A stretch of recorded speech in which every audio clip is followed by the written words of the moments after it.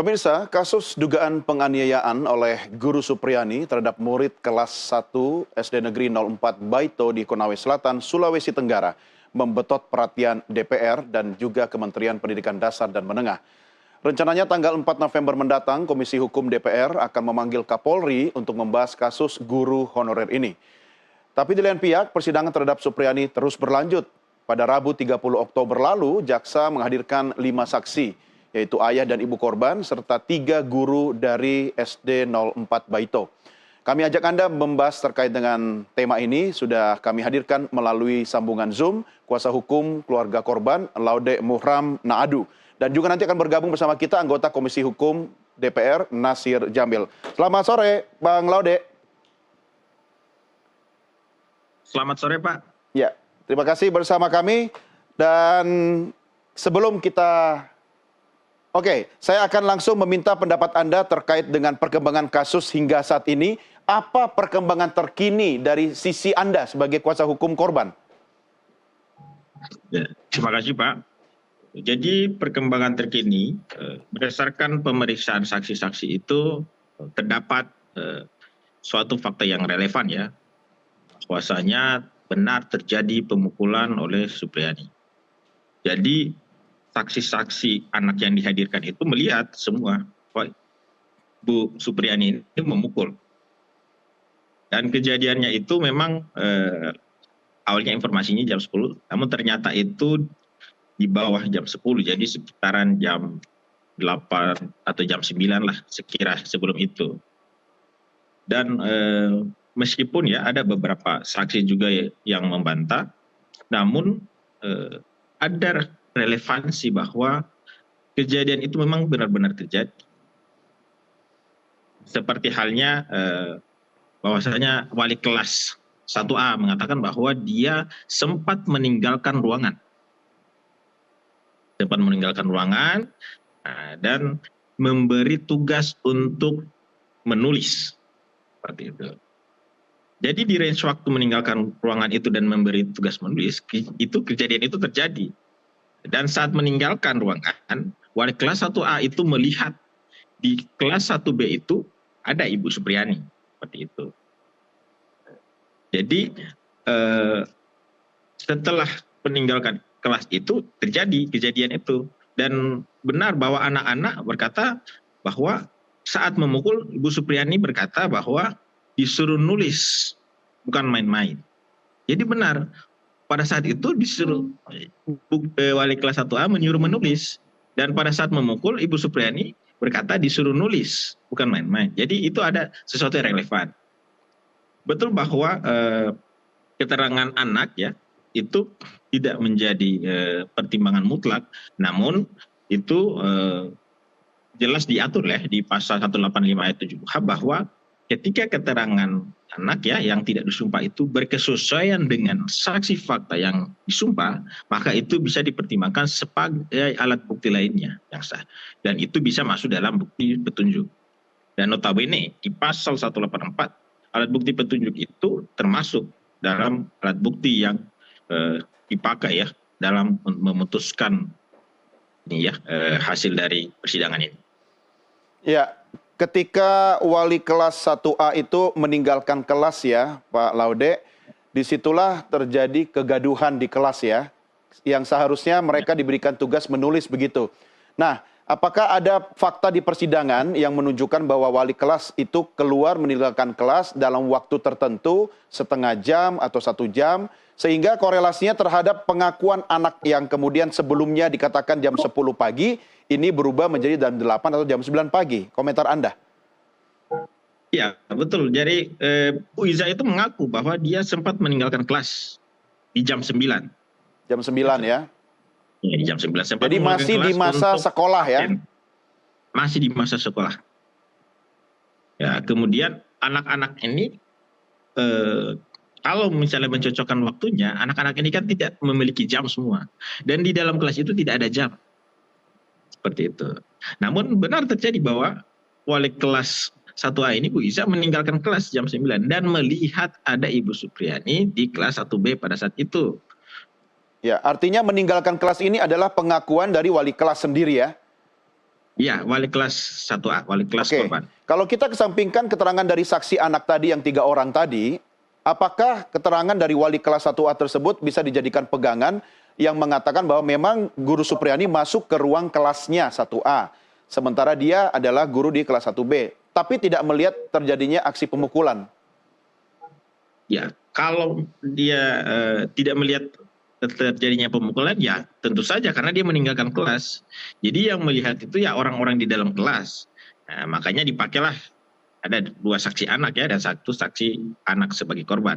Seperti itu.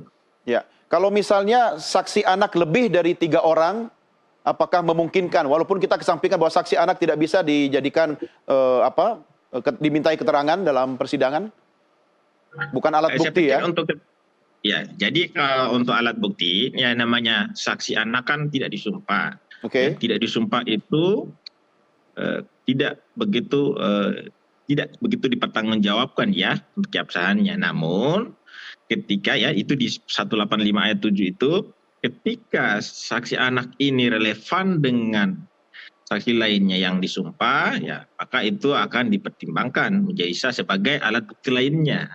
Nah, makanya akan relevan dengan alat bukti lain. Jangan lupa alat bukti lainnya ini ada banyak, termasuk visum et repertum, termasuk keterangan orang tua korban, ya termasuk keterangan saksi-saksi lainnya. Seperti itu.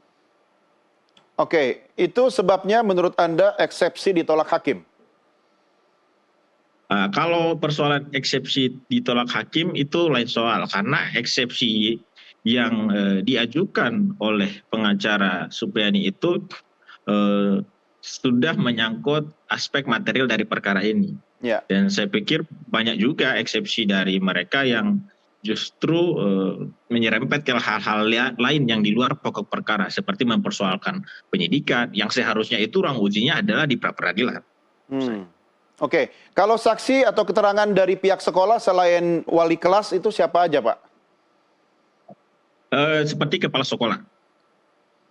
Kepala Ya, sekolah kepala keterangannya sekolah apa dalam persidangan? Kepala sekolah dia memberi keterangan bahwa dia tidak tidak melihat kejadiannya itu ya, karena memang pada saat itu dia tidak berada di sekolah ya. Hanya saja kepala sekolah itu ada dalam proses mediasi. Mediasi di tanggal 6 Mei ya. Jadi dia bersama Ibu Supriyani dan suami Ibu Supriyani itu datang ke rumah korban untuk meminta maaf. Jadi di situ Ibu Supriyani sempat meminta maaf dan mengakui kesalahannya. Namun orang tua korban sudah terlanjur merasa dipermainkan ya, karena pada saat pelaporan di tanggal 28 April itu Supriyani itu ya sebelum pelaporan di mediasi Supriyani menantang dan di situ sempat membentak anak korban ya, di korban membentak korban di hadapan Siapa itu, Pak? di hadapan Guru Supriyani yang membentak. Apa yang dilakukan? Bentakannya seperti apa? Dia bentak, "Hei, siapa yang pukul kau?" Gitu. Jadi tergambar di situ betapa kejamnya ini Bu Supriyani. Jadi sempat membentak. Makanya dilakukan pelaporan karena tidak tercapai upaya mediasi dan Bu Supriyani tidak mengaku seperti itu. Namun toh di tanggal 6 Mei dia datang bersama kepala sekolah. Kepala sekolah ini ya menyaksikan bahwa Ibu Supriyani ya pernah mengakui begitu. Ya, dari informasi atau keterangan yang kami peroleh dari kuasa hukum Ibu Supriyani yaitu Andri Darmawan, artinya bisa jadi bentakan itu adalah akibat intimidasi yang dialami oleh Guru Supriyani. Bagaimana Anda merespon soal ini? Saya pikir orang yang tertekan itu akan beda responnya ya. Jadi kalau orang mengakui kesalahan ya itu berbeda dengan orang yang tertekan ya. Kalau orang memeluk-meluk dan minta maaf ya itu pasti mengaku kesalahan. Dan notabene ya dalam fase-fase selanjutnya beberapa kali Ibu Supriyani itu mengaku bahwa dia memukul. Hanya saja dalam perkembangan ini ya mungkin karena sudah merasa di atas angin dan sudah sudah terkuasai oleh opini publik bahwa Supriyani tidak bersalah ya. Mungkin saja ada pihak-pihak lain yang membisik Ibu Supriyani hingga Ibu Supriyani ini merasa kuat-kuatan lah seperti itu. Oke, maksudnya pihak-pihak lain yang membisiki itu kira-kira siapa itu, Pak? yaitu tentu saja pihak di sekeliling Ibu Supriyani. Ya. Kenapa kira-kira ada bisikan itu? Apakah mendapatkan keuntungan dari kasus ini atau mau dibawa kemana kira-kira? Kalau itu silakan ditafsirkan saja. Namun saya hanya berpendapat bahwa kok bisa sih Bu Supriyani tidak konsisten dengan sikapnya. Ya, kebetulan saya juga bukan tukang tafsir ya Pak Laude. Tapi kalau saya mendengarkan statement Anda tadi ketika menjadikan kepala sekolah itu sebagai salah satu saksi yang dimintai keterangannya, artinya apakah ini meneguhkan bahwa Anda ingin menyatakan bahwa proses mediasi sebenarnya sudah dilakukan sejak awal, tetapi gagal, begitu? Iya Pak, jadi proses mediasi itu sudah banyak kali. Jadi bahkan sebelum pelaporan di 28 April itu sudah dimediasi. Jadi sebelum dilapor Pak, itu sudah dimediasi. Namun Ibu Supriyani menantang. Setelah itu 6 Mei Ibu Supriyani datang. Itu kan proses mediasi juga ya. Datang dengan kepala sekolah, minta maaf. Nah, kemudian tanggal 10 Mei lagi, Ibu Supriyani itu datang lagi. Datang dengan kepala desa. Oke. Nah, di situ suami Ibu Supriyani mengeluarkan amplop hingga membuat Pak Wibowo, orang tua korban ini tersinggung. Nah, Pak Kepala Desa tidak dihadirkan sekaligus, Pak? Tidak dihadirkan. Oke, tapi orang-orang yang jadikan saksi itu adalah orang-orang yang memang mengikuti proses sejak mediasi, begitu ya? Iya, ada di proses Baik. mediasi. Kita juga sudah terhubung dengan anggota DPR Komisi 3, yaitu M. Nasir Jamil, melalui sambungan telepon. Selamat sore, Pak Nasir. Ya, selamat sore. Assalamualaikum warahmatullahi wabarakatuh. Waalaikumsalam warahmatullahi wabarakatuh. Pak Nasir, apa kabar? Sehat ya? Lama nggak ketemu? Ya, kabar baik, alhamdulillah. Ya. Sudah lama tidak ketemu. Dan mohon maaf kalau kameranya tidak begitu sempurna karena saya berada di dalam mobil. Ya. Siap, hati-hati di jalan Pak Nasir. Ini tentunya Anda sebagai anggota DPR mencermati kasus Guru Supriyani. Bagaimana perspektif Anda melihat kasus Guru Supriyani ini, Pak? Ya, tentu saja sebagai anggota DPR, saya memprihatinkan situasi ini terjadi dan muncul ke permukaan. Itu artinya memang ada sistem yang tidak berjalan, sehingga kemudian mencuat ke ranah publik dan menjadi perbincangan di kalangan masyarakat dan tentu netizen. Dan akhirnya apa, saya lihat di media sosial muncul parodi gitu ya. Di mana ada orang bertengkar lalu seseorang lewat lalu kemudian captionnya disebut guru tidak mau melerai, takut nanti dilaporkan ke polisi dan lain sebagainya. Ini situasi yang tidak menguntungkan sebenarnya bagi dunia pendidikan di Indonesia. Nah, karenanya nanti mungkin dalam rapat kerja dengan Kepala Kepolisian Republik Indonesia hari Senin ya Pak ya? Yang direncanakan pada tanggal 4 November yang akan datang, kami akan menyampaikan masalah ini. Artinya memang harus lebih hati-hati, bukan takut ya, lebih hati-hati dalam menyikapi kasus-kasus yang terkait dengan Supriyani ini.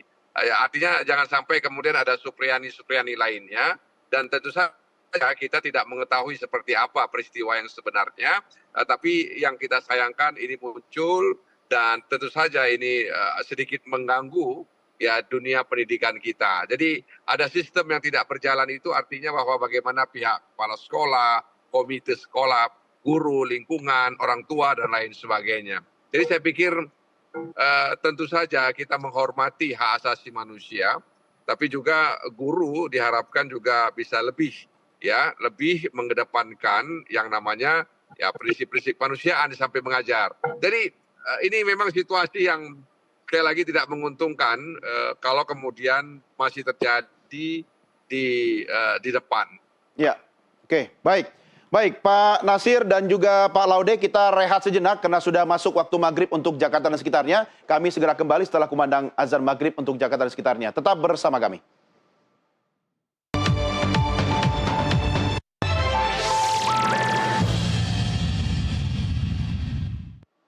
Terima kasih masih bergabung bersama kami pemirsa. Anda tengah mengikuti NTV Prime Dialog. Kita tengah berdiskusi dengan kuasa hukum keluarga korban, yaitu Laude Muhram Naadu dan juga anggota DPR Komisi 3, M. Nasir Jamil. Saya kembali ke Pak Laude Muhram. Pak Laude, oke, saya sebelum lanjut ke Pak Laude, saya ajak Anda dan juga pemirsa, mari kita simak dulu sama-sama tayangan yang berikut ini.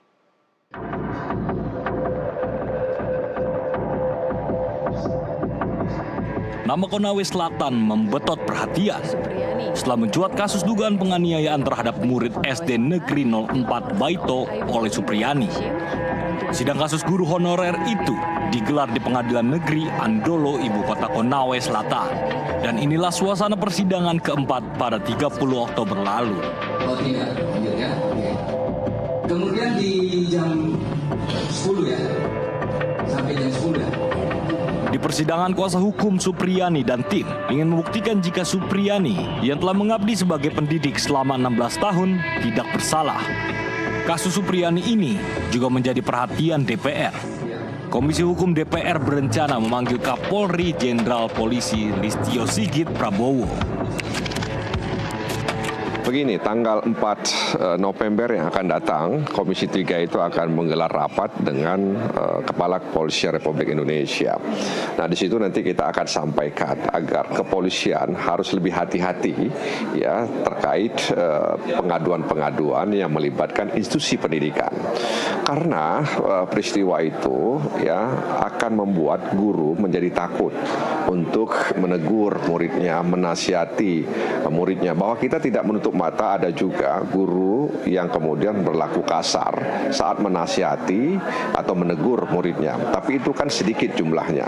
Nah, karena itu kasus Supriyani itu sangat menarik ya, karena dia sebagai seorang guru seolah-olah tidak mendapatkan perlindungan. Nah, karena itu polisi kan tugasnya melindungi. Nah, karena itu perlindungan polisi itu juga harus hadir di dunia pendidikan. Hal yang juga bakal dipertanyakan menyangkut dugaan adanya permintaan uang sebesar 50 juta rupiah kepada Supriyani. Iya, memang isu itu kita dengar ya, dan kita baca juga di beberapa media. Nah, karena itu kan kemudian kita mendengar ada ada bantahan. Ya.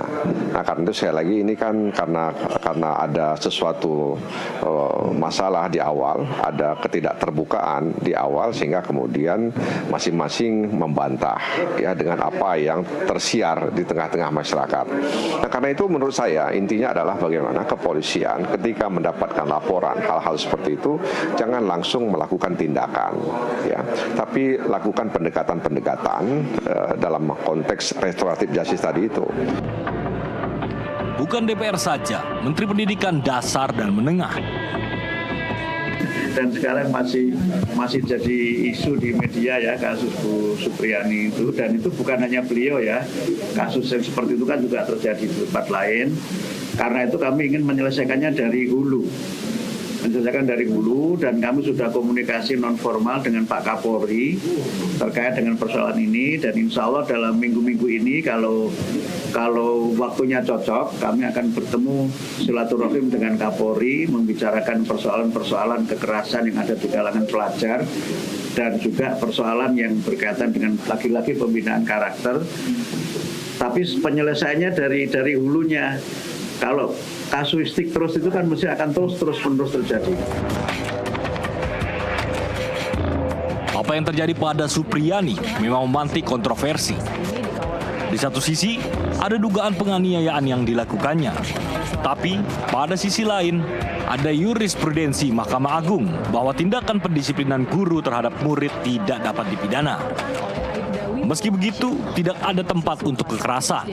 Inilah rambu-rambu yang harus segera ditetapkan agar guru punya batasan dan tidak selalu disalahkan.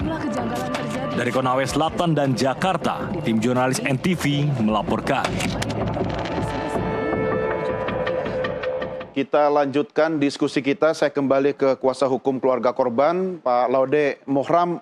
Saat ini kondisi korban sendiri bagaimana? Ya, alhamdulillah dalam kondisi pemulihan psikis ya, karena pihak KPAI juga sudah mendampingi juga, kemudian dari PTD juga PPA di Kabupaten Konawe Selatan juga dampingi, bersama juga Komisi Perlindungan Anak Konawe Selatan juga dampingi. Belum masuk sekolah tapi ya? Sudah mulai masuk ya, mulai masuk sekolah. Oh, sudah mulai masuk sekolah ya? Ya, sudah berapa hari masuk, Pak? Informasinya itu baru 2 hari ya, baru 2 hari ya. Kalau Oke, tidak. tapi artinya setelah masuk 1-2 hari ini perkembangannya positif ya, baik ya, tidak ada mungkin masalah psikis yang dihadapi di lingkungan sekolah di tempat kejadian begitu? Dari peristiwa itu dia pasti akan bola nanti viral baru. Pak Laude. Kalau ya, kalau persoalan itu ya masih ada tekanan psikis ya. Jadi korban ini masih malu-malu ya, sering malu-malu ya, lebih tertutup seperti itu. Jadi ada traumatis lah. Oke, kalau keluarga sendiri, keluarga korban, orang tua, kemudian lingkungan rumah bagaimana? Ya tentu saja orang tua korban juga ini mengalami juga tekanan ya akibat pemberitaan ini yang sangat tidak berimbang ya dan tidak terkonfirmasi ya. Jadi memang sangat berdampak ya. Jadi sekeluarga ini terkena ya tekanan psikis seperti itu. Ya, kan beberapa hari lalu kita berbincang juga, Anda menyatakan bahwa tekanan psikis itu dialami oleh orang tua korban, khususnya lewat pemberitaan di media atau bahkan mungkin pendapat-pendapat publik. Nah, apakah ada pernyataan khusus atau pernyataan resmi dari orang tua korban sendiri yang bisa disampaikan kepada masyarakat?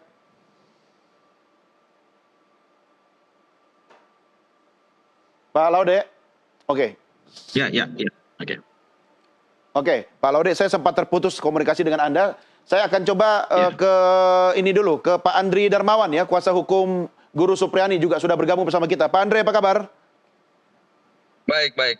Mohon maaf ini masih di perjalanan. Iya, siap. Terima kasih. Apa respon Anda terhadap perkembangan kasus Ibu Guru Supriyani, apalagi rencana tanggal 4 hari Senin akan ada dengar pendapat DPR dengan Kepolisian Negara Republik Indonesia, Kapolri akan dipanggil? Iya, tentunya kami tetap konsisten mengikuti persidangan ya. Fokus kepada pemeriksaan alat bukti yang diajukan oleh jaksa ya. Kemarin sudah selesai semua alat bukti yang diajukan oleh jaksa. Nanti giliran kami hari Senin, mulai hari Senin. Nah, dari alat-alat bukti yang diajukan jaksa memang akhirnya bisa membongkar dan membuka apa yang terjadi selama ini. Kita bisa melihat misalnya keterangan anak ya, keterangan anak 3 yang dihadirkan. Kalau di dalam BAP kan kita bisa lihat bahwa kami menyimpulkan BAP-nya itu serentak semua ya, seperti copy paste lah gitu kan. Misalnya waktu kejadian jam 10, pada saat kami pemeriksaan persidangan, keterangan anak ini berubah semuanya. Ada yang 8.30, ada yang jam 10, ada bahkan yang tidak tahu gitu. Dan anak-anak ini pada saat di persidangan memang kebanyakannya tidak tahu. Padahal di dalam BAP kami melihat banyak yang tertulis. Nah, itulah yang kami mengatakan bahwa kami menolak dari awal keterangan anak ini, karena sesungguhnya keterangan anak ini ya kami sudah menduga dari awal bahwa tidak konsisten, dan kami menduga bahwa di tingkat penyidikan itu diarahkan lah seperti itu ya. Diarahkan oleh siapa Pak menurut Anda? Ya, kami menduganya diarahkan oleh penyidik ya, karena mereka kan yang memeriksa. Pada saat pemeriksaan pada saat itu kami lihat bahwa yang mendampingi cuma orang tuanya. Harusnya kan ada dari pekerja sosial, ada dari Bapas ya. Itu anak sebagai korban maupun anak sebagai saksi kan dalam sistem pidana peradilan anak itu kan harus didampingi oleh lembaga-lembaga tersebut. Itu tidak dilakukan, sehingga kami melihat bahwa objektivitas keterangan anak ini kemungkinan besar banyak dipengaruhi oleh orang tua maupun penyidik pada saat itu. Oke, tapi faktanya Pak Andre, di kelas, di ruang kelas itu kan memang tidak ada jam dinding ya. Dan anak-anak yang kebetulan jadi saksi itu juga diminta keterangan tidak menggunakan jam tangan begitu?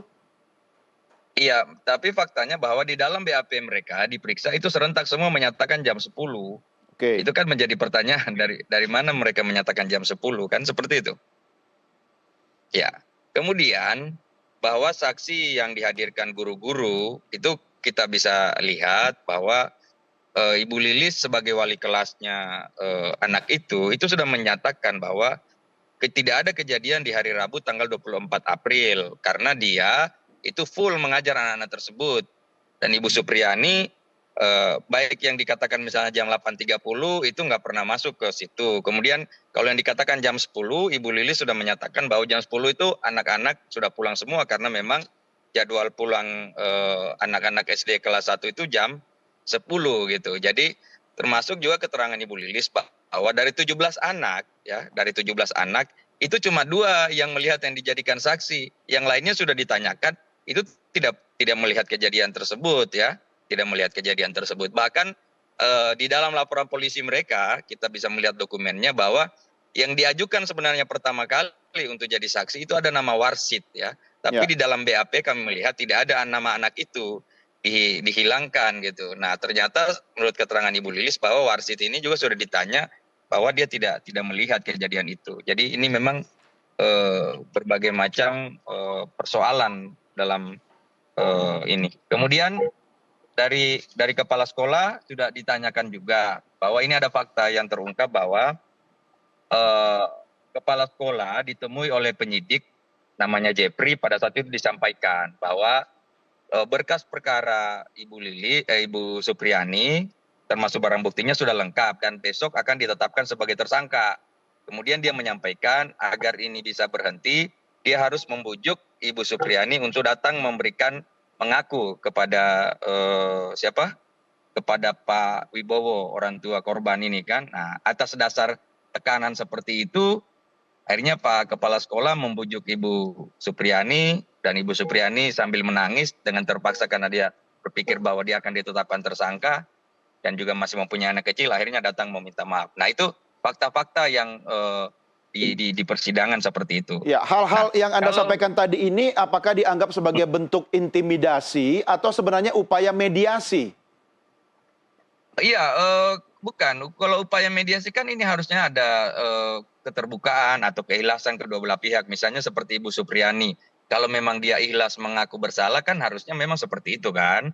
Tapi kan faktanya bahwa Ibu Supriani digiring untuk meminta maaf karena ada tekanan bahwa dia diancam bahwa besoknya itu akan ada gelar perkara untuk menetapkan Ibu Supriani tersangka. Nah, untuk menghentikan itu artinya proses ini selesai, dia harus disampaikan oleh penyidik bahwa dia harus meminta maaf. Nah, itu kan berarti ada sebuah jebakan-jebakan yang dibuat. Nah, ternyata setelah Ibu Supriani minta maaf, ternyata perdamaian itu tidak terjadi karena itu menjadi amunisi baru, senjata baru untuk menjerat Ibu Supriani karena katanya sudah mengaku. Sehingga kepala sekolah itu kemudian di BAP oleh polisi. Tapi yang dipertanyakan kepada kepala sekolah bukan hal-hal apa yang dipertanyakan, tapi terkait dengan permintaan maaf Supriani itu.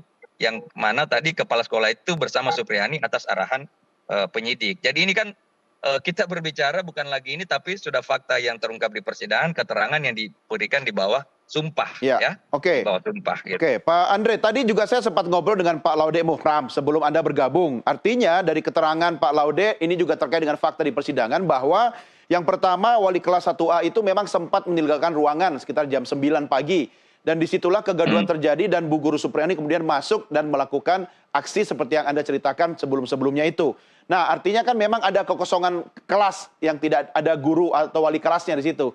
Itu yang saya kutip dari Pak Laude tadi ya, Pak Laude ya, betul ya? Nah, ini artinya kan ada perbedaan fakta yang disampaikan oleh masing-masing kuasa hukum. Tapi sayang sekali Pak Andri ini lagi nge-freeze kayaknya gambarnya. Tapi bisa Pak Andri dengar suara saya? Oke. Bisa. Ya, komentar Anda gimana Pak? Iya, itu juga kemarin sudah terverifikasi ya dari keterangan Ibu Lilis bahwa memang jam 9 Ibu Lilis itu keluar, tapi dia keluar untuk absen. Nah, dia absen itu di ruangan kantor. Ruangan kantor itu jaraknya dia cuma terpisah satu ruangan, yaitu jadi ruangannya Ibu Lilis kelas 1A, kemudian ada ruangannya Ibu Supriani kelas 1B dan kemudian kantor. Sehingga jaraknya mungkin sekitar 5 atau 10 meter. Dia sudah mengatakan bahwa dia keluar untuk absen itu ya tidak cukup 5 menit karena memang jaraknya dekat. Dan pada saat dia keluar untuk melakukan absen itu memang masih melihat Ibu Supriani mengajar. Nah, ini kan yang kalau dikatakan Ibu Supriani tiba-tiba masuk jam 9 ya ada apa Ibu Supriani tiba-tiba masuk jam 9. Nah, sementara Ibu Lilis masih ada di situ. Dia melakukan absen juga tidak cukup 5 menit. Itu keterangan Bu Lilis dan itu clear ya. Nah, kemudian bahwa anak-anak itu kemarin kita sudah periksa, ada yang tidak logik ya. Maksudnya pertama, misalnya anak itu katanya dipukul dia dalam posisi berdiri, tapi di depannya ada meja ya, ada meja dan di belakangnya ada kursi, ada sandaran kursi. Nah, kalau anak itu berdiri, sandaran kursi itu pasti menutupi sampai dengan pahanya karena sandaran kursi itu pasti di atas pinggangnya lah seperti itu. Nah, Ya. bagaimana kita bisa melihat Ibu Supriyani bisa memukul misalnya bukti lukanya itu mendatar, ya, Oke. mendatar di paha. Jadi bagaimana memukul ada kursi, kemudian sudut pukulan di situ jelas sekali di kelas ruang itu diperlihatkan kemarin ruangannya bahwa jarak antara kursi dengan tembok itu cuma sekitar 50 cm, maksudnya ruang kosong itu. Jadi memang banyak fakta-fakta yang kita ketemukan bahwa memang anak ini sebenarnya tidak dipukuli oleh Ibu Supriyani. Ada penyebab lain sebenarnya, dan itu nanti kita akan ungkap di persidangan berikutnya. Insya Allah kita hadirkan ahli yang bisa menerangkan itu. Oke, baik. Komentarnya Pak Laude Muhram gimana, Pak? Saya pikir itu perspektif dari kuasa hukum korban ya. Karena bagaimanapun kami juga melihat adanya relevansi antara alat bukti yang diajukan oleh jaksa. Dan itu tentu saja kita tidak bisa menafsirkan sekarang ya, kita tidak bisa menyebutkan sekarang karena itu menjadi ruang bagi hakim untuk memutuskan itu. Dan hakim memutuskan itu dia hanya berpegang pada 2 alat bukti, which minimumnya begitu. 2 alat bukti didasari oleh keyakinannya ya bahwa benar terjadi tindak pidana dan terdakwa yang melakukannya. Dan saya rasa saya pikir hakim tidak boleh terpengaruh oleh sentimen-sentimen publik, tidak boleh terpengaruh oleh opini-opini publik, tekanan publik, dan harus melihat perkara ini dengan ya melihat dari kebenaran material yang digali dalam proses persidangan. Oke, artinya tugas Anda berdua sebagai kuasa hukum tentu untuk menyiapkan semua bukti-bukti yang diperlukan, kan? Ya, kalau persoalan dari korban, kami diwakili oleh jaksa penuntut umum. Dan kami selalu berkoordinasi juga. Oke, Pak Laude, saya tadi belum sempat menanyakan soal tekanan sosial yang dialami oleh keluarga korban ya. Bagaimana mereka kemudian merespon atau bersikap setelah kemudian pemberitaan ini viral di media sosial bahkan di mana-mana gitu? Jadi sempat drop ya, jadi Pak Wibowo dan Ibu Nur Fitriana ini sempat drop karena begitu besarnya arus pemberitaan yang tidak berimbang. Jadi mereka dihukum ya, anaknya jadi korban, mereka difitnah, di framing isunya. Akhirnya mereka mencoba bersabar ya. Syukurnya ada beberapa orang-orang yang mencoba mengurai fakta-fakta ini ya. Jadi mereka tentu saja terpukul dan mencoba bangkit ya dan memperjuangkan kebenaran bagi anaknya sebagai korban. Saya menjadi teringat ya, ada sebuah kasus juga di Makassar, di mana pada saat itu Satpol PP melakukan penertiban di pedagang kaki lima dan di situ ada ibu yang mengaku hamil ya. Jadi di situ Satpol PP-nya dihukum ya oleh pemberitaan bahwa Satpol PP memukul ibu hamil yang hingga menyebabkan keguguran. Padahal yang terjadi setelahnya ibu hamil itu ternyata berbohong. Tapi apa yang terjadi? Satpol PP itu sudah terlanjur dihukum publik. Sudah hancur kehidupannya, sudah hancur kehidupan keluarganya. Mereka mendapatkan sanksi sosial. Ya harus pemberitaan seperti inilah yang harus kita hindari. Bagaimanapun kebenaran-kebenarannya itu harus kita lihat dengan berimbang. Jadi jangan kita melihat saja dari perspektif Ibu Supriyani Ya. ataukah saja dari perspektif korban saja. Ya. Karena yang kita tuju ini adalah keadilan restoratif. Ya. Bagaimana kita memulihkan kepada keadaan semula. Bagaimana korban pulih secara fisik dan psikis dan keluarganya. Bagaimana Ibu Supriyani juga tidak mengulangi perbuatannya. Saya kira tujuan kita mulia. Ya, kalau soal itu kita sepakat Pak Laude. Itu sebabnya kami hadirkan Anda berdua kan dalam satu layar yang sama. Nanti biarkan nanti proses hukum yang akan memutuskan. Tetapi kasus ini juga mengakibatkan banyaknya korban-korban lain berjatuhan. Contohnya camat di sana juga akhirnya dimutasi ya kan, dipindahkan karena dianggap tidak memberikan laporan ya kepada bupati dan seterusnya. Nah, kalau Anda melihat ini apakah menjadi besar atau menjadi bola liar karena kata yang tadi Anda sebutkan itu ada upaya framing. Itu siapa yang berupaya untuk memframing dan apa tujuannya kalau menurut Anda? Saya pikir benar bahwa ada upaya framing ya yang dampaknya adalah tekanan sosial terhadap kasus ini ya. Tekanan Upaya sosial framing itu, ini maksudnya bukan upaya untuk lebih fokus ke perdamaian atau fokus ke mana ini? jadi fokusnya bukan kepada perdamaian. Jadi fokusnya bahwa pihak korban ini menggunakan segenap kekuatannya ya karena anak polisi ini, gitu, karena anak polisi. Jadi karena anak polisi mungkin dikait-kaitkan ya dengan kepolisian ya, dengan kekuatan-kekuatan tertentu yang bisa memainkan kondisi ya di lapangan. Jadi kita takutnya kasus ini menjadi tidak pure lagi seperti itu. Oke, saya juga harus tanyakan hal yang sama ke Pak Andre. Pak Andre, bagaimana kondisi Ibu Guru Supriyani saat ini? Kondisinya baik, ya baik. Artinya kami terus melindungi dan mengawasi supaya Ibu Supriyani tidak terjadi satu hal apapun, karena tentunya persidangan ini nggak bisa lanjut kalau Ibu Supriyani menjadi berhalangan hadir di persidangan. Seperti itu. Ya, kalau dugaan framing tadi bagaimana komentar Anda? Ya, kalau framing ya itu kan terserah yang menafsirkan. Kami kan cuma mengungkapkan fakta, dan apa yang kami ungkapkan itu kan kami verifikasi kembali di persidangan. Jadi apa selama ini yang kami sampaikan terverifikasi di persidangan dengan melalui saksi maupun bukti-bukti yang di ini. Bahkan di bukti-bukti JPU kemarin yang dihadirkan, kalau kami menganggap justru bukti-bukti itu semakin menegaskan bahwa Ibu Supriyani tidak bersalah. Ya. Apa itu buktinya? Ya itulah tadi. Pertama bahwa keterangan anak dari awal kami sanksikan memang tidak bisa kita gunakan karena tidak konsisten ya. Tidak konsisten itu terbukti bahwa di BAP 100% berbeda, 100% itu berbeda dengan di fakta persidangan ya, di persidangan. Kemudian kedua, seperti kemarin kita menemukan misalnya ada banyak sekali kejanggalan. Misalnya bahwa anak itu kan dipukul katanya hari Rabu. Tapi ayahnya menjemput dia hari Rabu pulang sekolah, itu anak terlihat jalannya biasa saja, tidak ada mengeluh seperti apa. Kemudian juga ibunya juga hari Kamisnya mengantar anak itu pagi ke sekolah juga tidak ada keluhan, di rumah juga tidak ada keluhan. Nanti bukan keluhan, nanti didapat hari Jumat. Jadi kan sesuatu yang aneh, yang janggal ya. Kalau secara logika dengan dampak misalnya kayak bukti luka kayak begitu kan harusnya ada keluhan kan.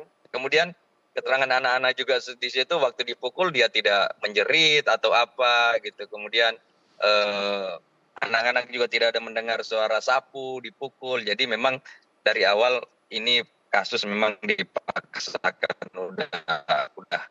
Dan kami melihat bahwa JPU sepertinya sudah pasrah karena yang mereka hadirkan ini cuma 8 saksi. 8 saksi 3 anak tidak konsisten. Kemudian 2 orang tuanya juga tidak mengetahui karena cuma berdasarkan cerita anak, bahkan keterangannya juga saling mendukung bahwa memang tidak ada, anak itu tidak mengalami apa-apa karena mereka jemput. Kemudian 3 saksi guru justru membantah semua keterangan anak itu. Jadi saya bilang ini yang mau digunakan hakim 2 alat bukti yang mana gitu kan. Jadi kalau anak itu kan cuma sebagai petunjuk, tapi apakah petunjuk itu bisa bersesuaian dengan alat bukti lain? Justru tidak bersesuaian.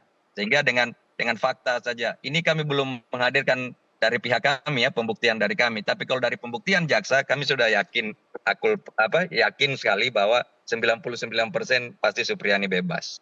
Oke, Gitu. Anda yakin 99% bahwa Bu Guru Supriyani akan bebas. Oke, itu nanti urusan hakim di pengadilan ya, Pak Andre. Tapi kalau korban anak itu sendiri kan dapat pendampingan dari KPAI. Lalu untuk menjaga kondisi Guru Supriyani sendiri, siapa yang mendampingi? Ya itu.